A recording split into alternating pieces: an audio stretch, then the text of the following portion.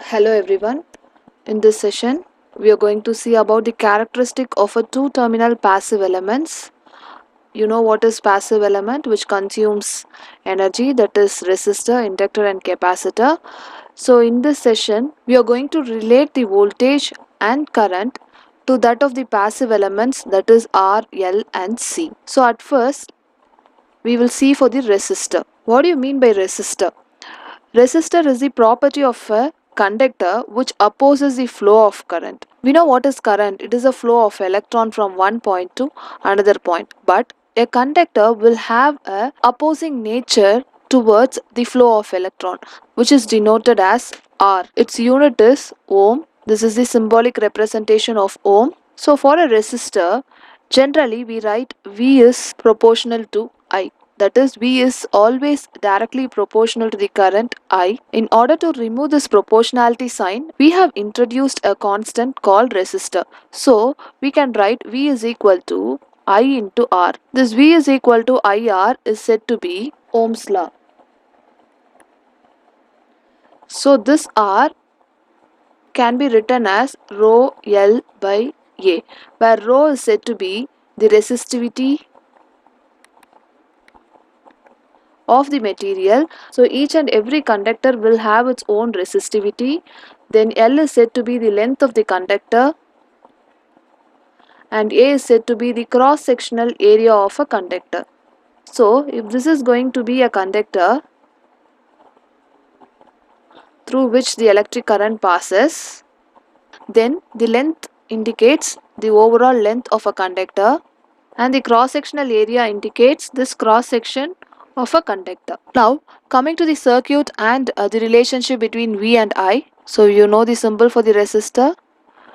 Let R be the resistor, this be the current, I of t be the current through the resistor, and let E of t be the voltage applied to the resistor or voltage across the resistor. Now what is the characteristics? VI characteristics of the resistor is, so your x-axis be the voltage E of t and y-axis be the current I of t. Since V is directly proportional to I and it is where R is said to be the slope, so the characteristics remains linear where R is said to be the slope. Okay.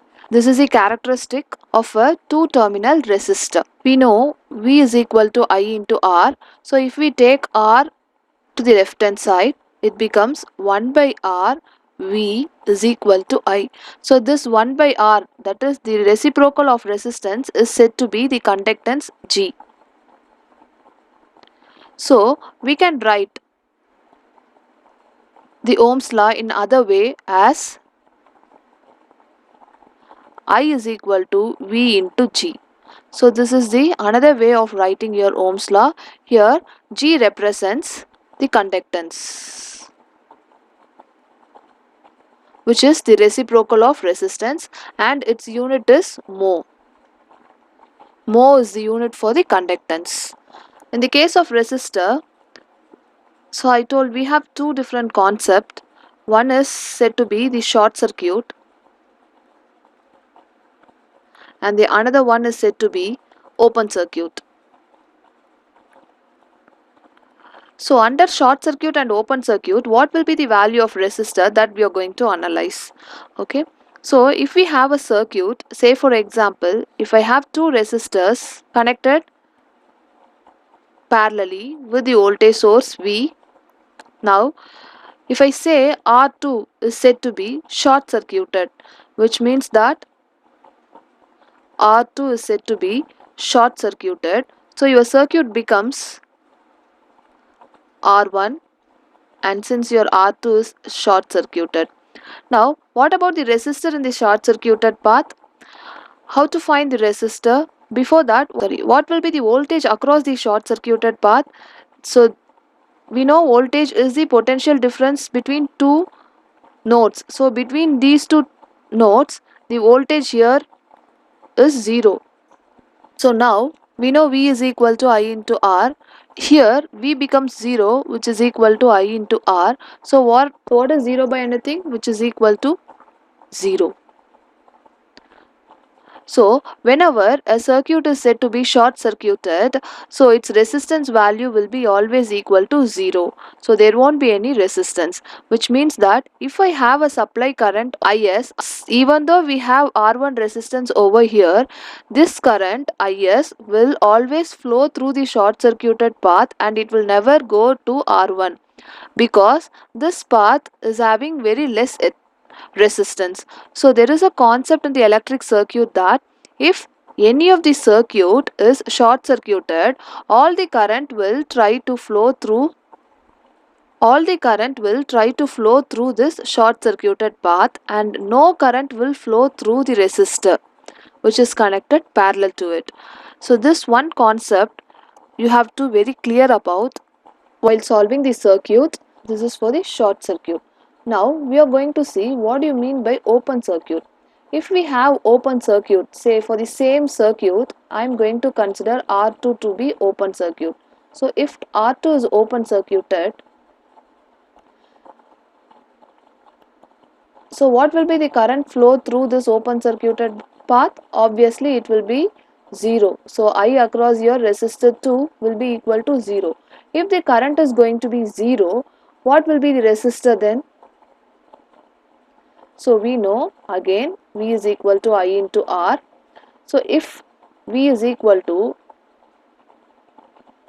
0 into R, so what will be your R? R is equal to V divided by 0, which is equal to infinity. So your resistance value is infinite. What is resistance? Which opposes the flow of current. If your resistor is going to be infinity, so there exists infinite resistance which completely opposes the current, hence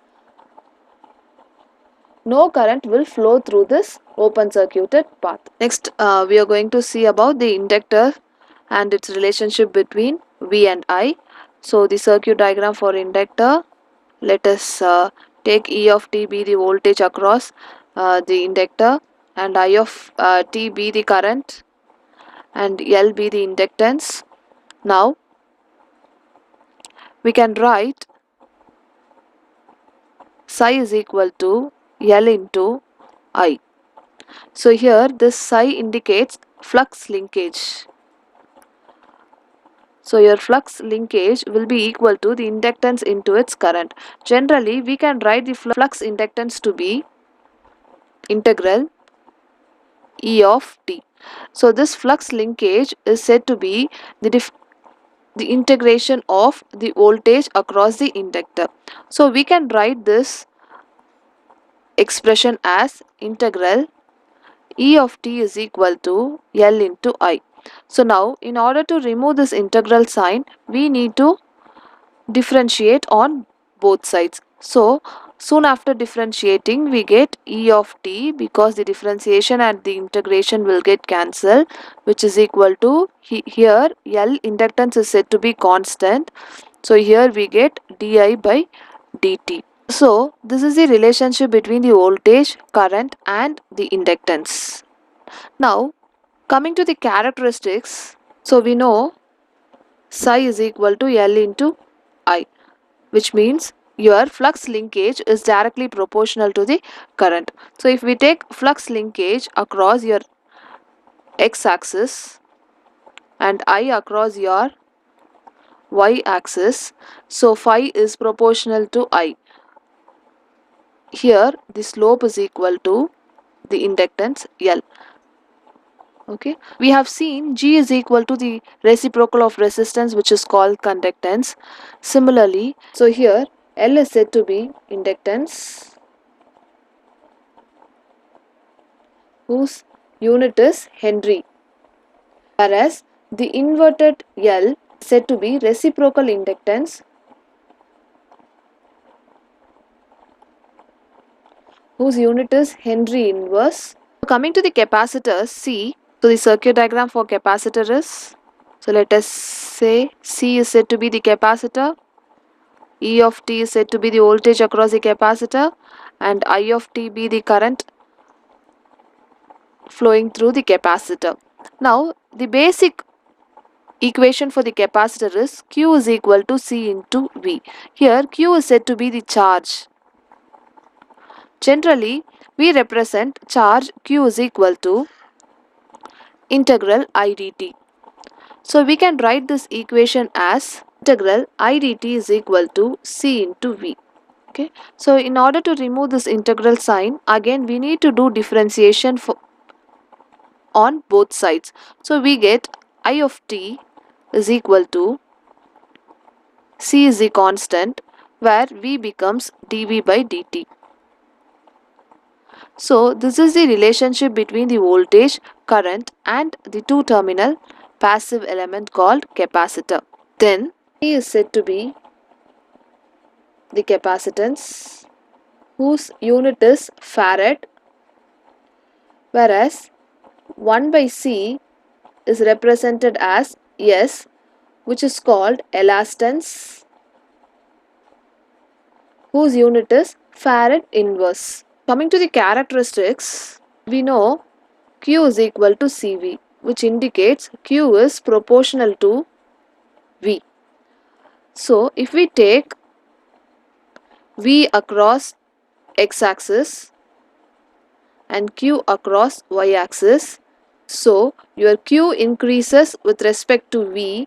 Here the slope is constant C. So this is the characteristics of capacitor, and this equation represents the relationship between the current, voltage and the capacitor. I hope this video is useful for you. Thank you for watching.